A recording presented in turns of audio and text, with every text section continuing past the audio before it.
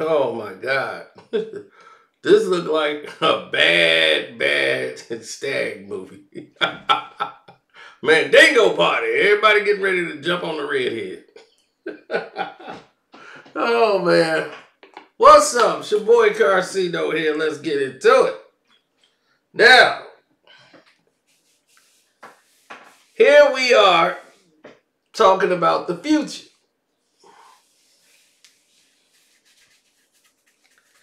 As Canelo Alvarez gets ready for his 3-fight swan song.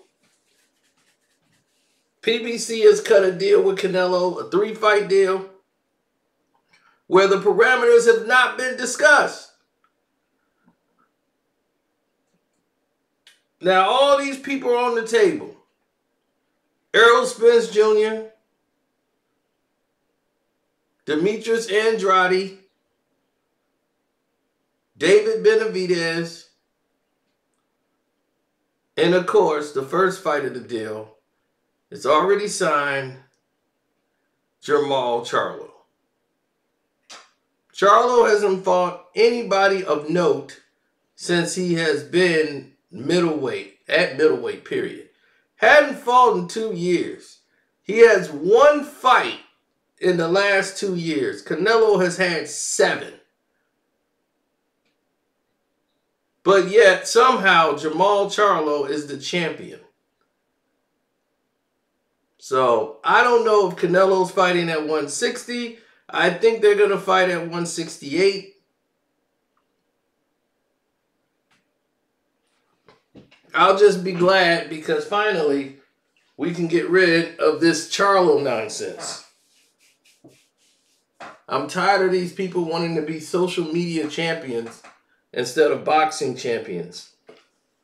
You know, it's like you want to talk fight, but when it's time to fight, you don't get in the ring.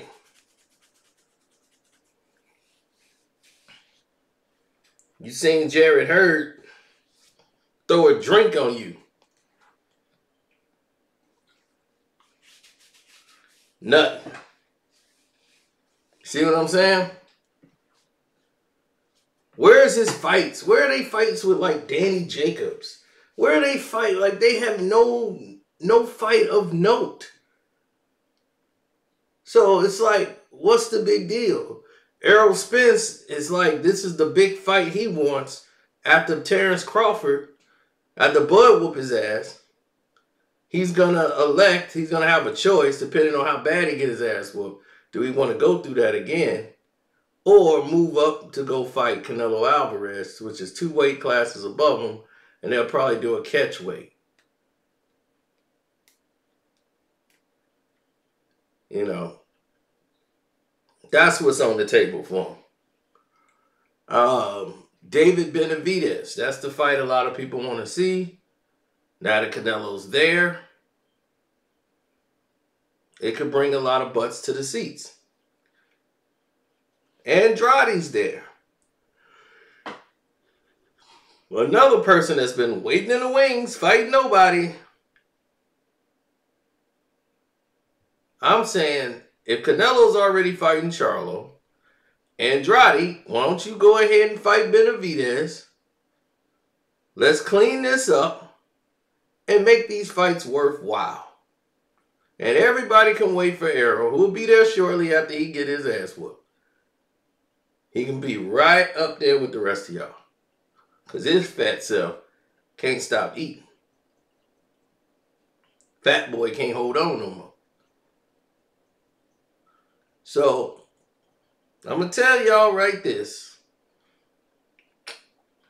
How do I see the first fight going with Charlo and Canelo? Well, Canelo's going to see what Charlo has.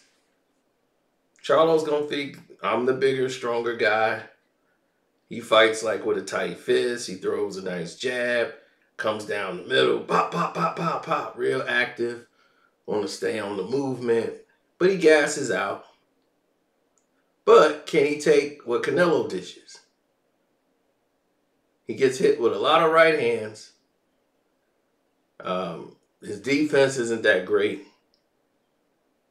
And he's never dealt with anybody like Canelo, skill set wise. Canelo looked sluggish in his last fight. Yes, he did. He didn't look prepared at all, really, for anybody bringing an assault. His combinations looked lackluster. I don't know if it was him being at home too distracting. I think now he can get back to handling business. And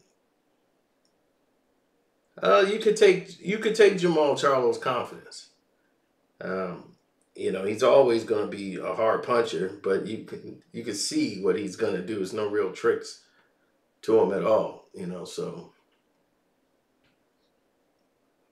by Canelo taking this fight, this will shut up some of these internet boxing fans. Like, yeah, he ducking the Charlos. Be like, why would he be ducking the Charlos?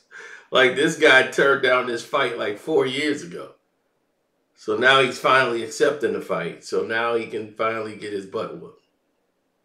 So, hey, I'm all for it, man. But I just want to see Charlo get in the ring before we can actually say, okay, we got to fight. But out of all of these fights, the most intriguing one that everybody wants to see is David Benavidez versus Canelo. David hasn't really done anything, but that's the fight most people want to see. David Benavidez go up against Canelo Alvarez. Now, all these people can say what they want about Canelo. What Canelo Alvarez has done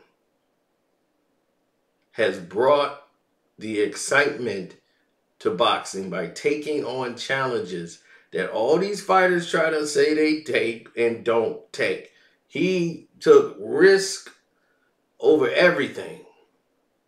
Didn't run for anything. He fought Triple G 3 times. Period. Won all 3. First fight, I think they called it a draw, which was BS. Won all 3.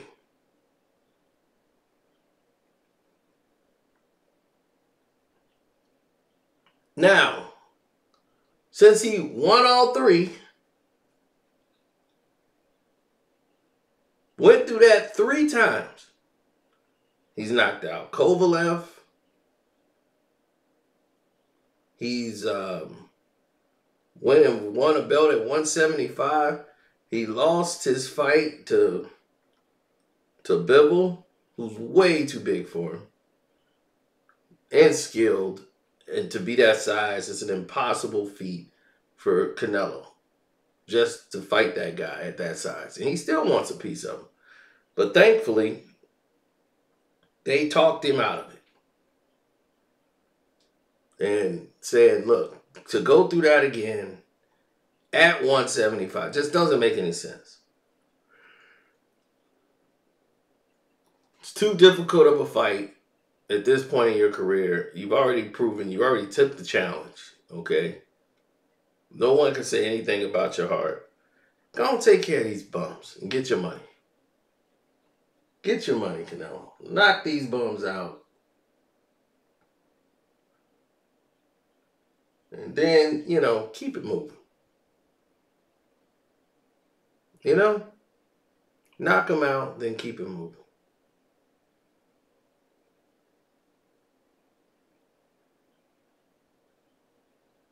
They had so many figureheads that was supposed to be like, these people are the ones in charge and these are the ones that make the world go round type stuff, right?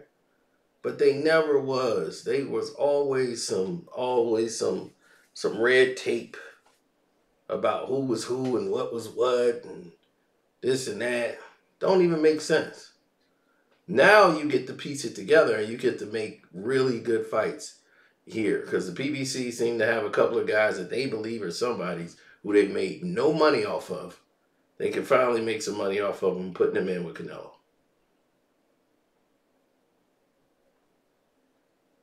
But Errol Spence Jr.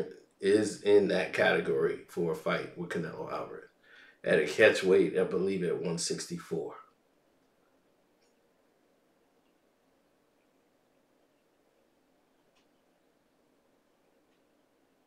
Oh yeah, that's one of the names out of the three.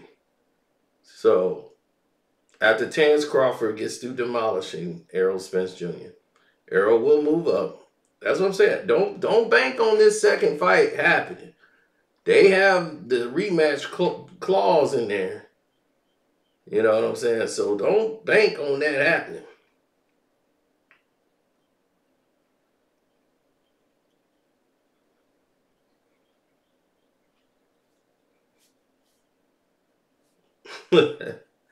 Yeah, we just had a very weird week in boxing. Two controversial stoppages. The first stoppage, the guy got up on the count of 9. He was losing the fight anyway. Luis Cuba Arias was losing the fight, but he just got dropped. He got up at 9. What the hell are you stopping the fight for? You're that interested in giving Lubin the knockout. The man got up at 9. What the hell are you counting him out for? Now you just created a controversy when it didn't need to be one. Now they're going to be talking about run it back, let's do this again. It's a terrible decision. I mean, it's not a terrible decision, but that's a terrible call to make in that fight. Because now you robbed Lubin of his moment, because now everybody's talking about the guy got up at 9. He didn't get up at 10. It wasn't like Cuba was in trouble. It wasn't like he was on a stage of where he could come back and win. I didn't think at that point. I think he was on the tails of losing that, but still. That was the point. Then with J-Rock. J-Rock, I wanted to see him win the fight. He's been known to be a little chinny. He's in there with a guy that they want to demolish him. And he ends up going 9, giving the guy kind of a boxing lesson as he was fighting, moving back and countering. But J-Rock didn't go to the body like he should have been. And by not going to the body, it led to a whole other unworldly things because he was taking a lot of body shots too from Adames. Adames can hit. And, he can crack. He can crack with the best of them. And the thing is, though, he will gas himself out. He hurt J-Rock in the 4th. He tried to get him out of there. J-Rock survived it, got out of the 4th round, and came back to win a couple rounds because he had kind of shot his load at Adames. So he was waiting to get his second win. And I agree with his corner, Breadman, is saying, look, man, you're going to have to go to downstairs, go to the body, And he just was headhunting a lot. And too many shots up top. And then he wasn't turning on a lot of his hooks, like putting something meaningful behind it. A couple of times he did. He got the attention of Adames a little bit. But he just couldn't take that pressure. And then the referee, my God, he wasn't going down. He still had his faculties. And it wasn't like he was wobbling or anything. He was buzzed, but he wasn't out of it. He was still defensive-minded. And he was throwing a punch. And the ref just jumped in and stopped the action. The referee did not say, hey, let me see something. Or show me something. Normally a referee would say, hey, show me something. Because they're about to call it. He was waiting for Adames to stop. Then he started punching right away. And then the referee jumps in and stops the fight. And I think it just robbed him of an opportunity. I didn't see him get hit with a lot of big shots. He was dazed off one shot, off a counter right hook. And then after that, he started coming with punches. But most of it was being caught by the gloves. So he wasn't getting hit flush. But it is what it is, man. The ref called what they called, and that's just that. But who do you want to see Canelo fight?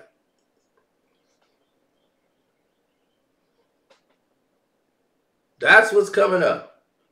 Who do you want to see Canelo fight next?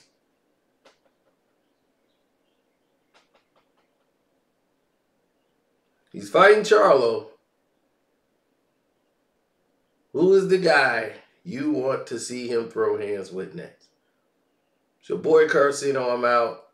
Don't forget to surprise everybody and say shouts out to Sean Craddock and his channel and what he's been doing out there in boxing. Shouts out to Sean and what he's doing out there. Chris Carlson from Rope-A-Dope Radio. He's doing a lot of good stuff out there in boxing. 78 Sports TV. Oh yeah, 78 still giving it to him. Blood boxers out there in the world giving it to him. Man, let's bring it back to boxing. Bring it back. Bring the boxing back. Let's get the sport back to where it needs to be. Because right now it's just a arcade gallery. It's just not where it should be. Anyway, thanks for supporting the channel. My Cash App is Carcino. If you want to donate to the Cash App, I appreciate it. Love and support. I'm out.